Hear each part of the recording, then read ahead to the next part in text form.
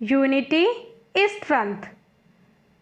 Everyone knows the story of the bundle of sticks that could not be broken easily, but the single stick that could be broken easily.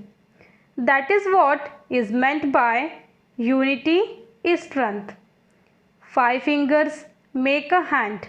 A hand makes a handshake.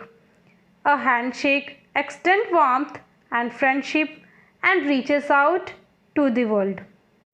India is a land of diverse people, cultures, religions, languages, and geography. So long as we are united, we stay strong, and no power on earth can do us any harm.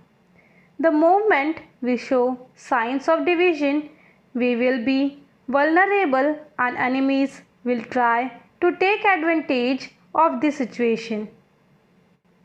A team in which the individual members play only to project themselves cannot win a match.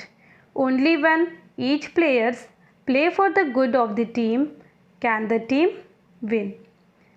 Anything that we do should be done for the general good, not for the individual glory. Working for a common cause result in mutual empowerment. That's it for today, students. I hope you enjoyed this video. You can subscribe my channel to learn more essays from Suman's Academy.